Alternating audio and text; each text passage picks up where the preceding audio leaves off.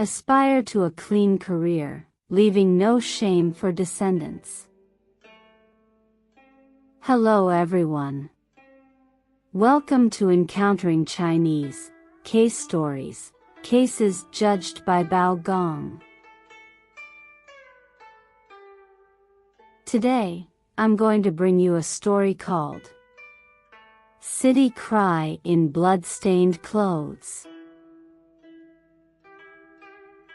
When Bao Gong was serving in Zhaoqing Prefecture, there was a small village called Baoshi Village located 30 miles away from the city. In the village, there was a wealthy family with the surname Huang. The Huang family had been farming for generations. The head of the family, Mr. Huang, had 2 sons. The elder son was named Huang Shan, and the younger son was named Huang Ci. When Huang Shan reached adulthood, he married Qiongnyang, the daughter of Qinshu from the city. Qiongnyang was gentle in nature and had been very filial to her parents-in-law since she joined the Huang family. Less than a year after Qiongnyang joined the Huang family, one day, a young servant from the Qin family arrived with a message for her. Old Master Qin fell seriously ill after returning from working in the fields a few days ago. He has instructed me to bring you home to see him. Upon hearing the news of her father's illness, Qiongnyang was deeply troubled, feeling both sad and worried. She immediately instructed the household servant to prepare some food and drink, then told her husband, "My father is ill and has sent someone to call me home to see him. I must go back right away." Huang Shan advised her.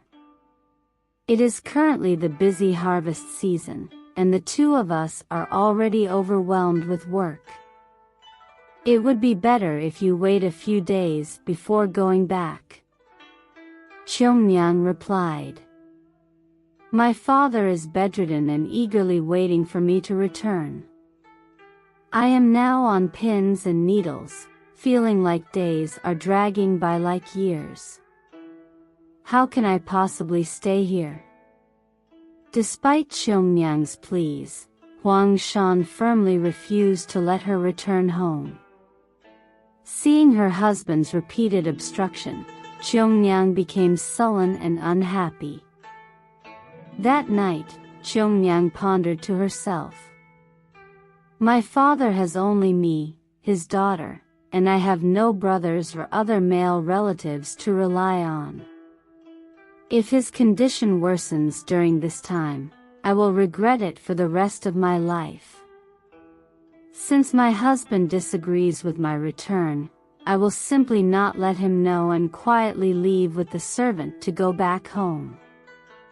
The next morning, Huang Shan went early to the fields to supervise the workers harvesting the rice. After getting up, Qiongnyang started to wash and dress herself. She then instructed the servant, Jinan, to accompany her as they quietly left the Huang household through the back door.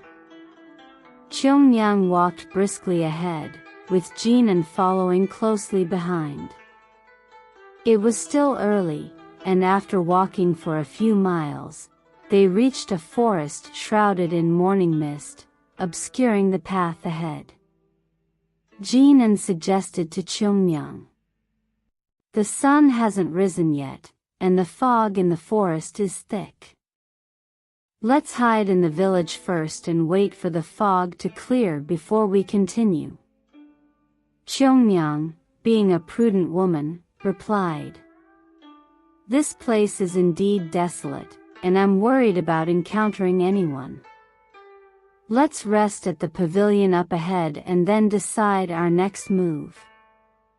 Jinan agreed with her plan. As they walked forward, they suddenly saw 3 butchers approaching. They were out early to buy and slaughter pigs so they could sell pork during the day. The butchers noticed Cheongmyang wearing many gold and silver ornaments. One of them, a particularly ruthless man named Zhang, suggested to his companions, "That woman must be going to visit relatives in the city. She's only accompanied by a servant. Let's rob her of her jewelry. It would be far more profitable than selling pork." Another butcher, Lu, agreed. "You're right. I'll grab the servant first. Zhang, you restrain the woman, and Wu, you take her jewelry." Cheongmyang saw the two men approaching menacingly and tried to hide her jewelry in her sleeves. But they moved too quickly. Wu grabbed her wrist and attempted to snatch the jewelry, but Cheongmyang clung to it tightly, refusing to let go. Fearing that the struggle might attract passers-by, Zhang drew a butcher's knife and struck Cheongmyang's left hand.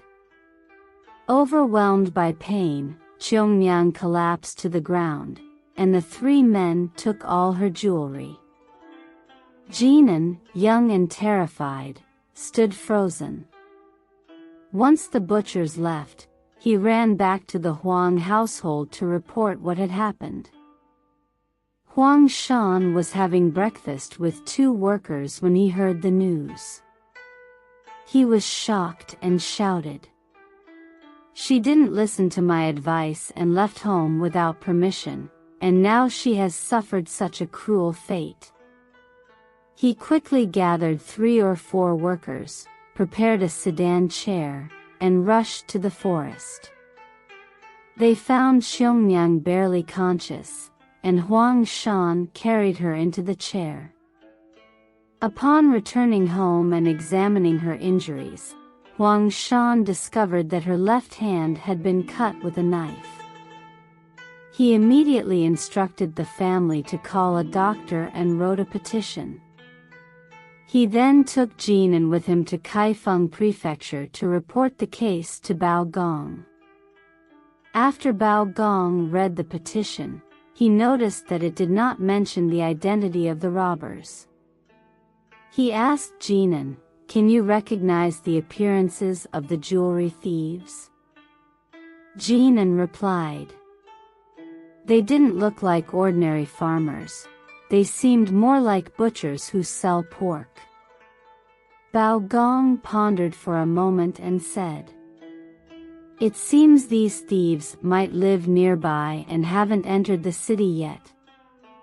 With this thought, Bao Gong instructed Huang Shan to retrieve the blood-stained short shirt his wife had been wearing and to keep this matter confidential. Then, Bao Gong summoned the constable on duty, Huang Sheng, and instructed him to take a fresh-faced officer and have the officer wear the blood-stained tunic. They were to go into the city and announce to the townspeople that earlier this morning, 3 butchers were robbed by thieves in the woods. The butchers fought with the thieves, and unfortunately, one of the butchers was killed in the woods, while the other 2 scattered and went missing. Huang Xing followed Bao Gong's instructions, having a newly transferred officer wear Cheongmyang's shirt and start shouting in the city. When they reached the entrance of Zhang Man's house in East Alley, Zhang Man's wife, Mrs. Zhang, heard the shouting and hurried out, asking, "My husband went out early this morning to buy pigs, but I don't know who he went with. They haven't returned yet. Could they have been robbed?" Huang Xing comforted her briefly and then hid in the tavern opposite Zhang's house, waiting.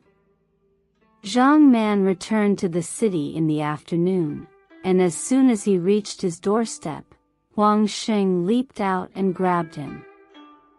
Huang Xing brought Zhang Man to Bao Gong, finding several pieces of gold and silver jewelry on him.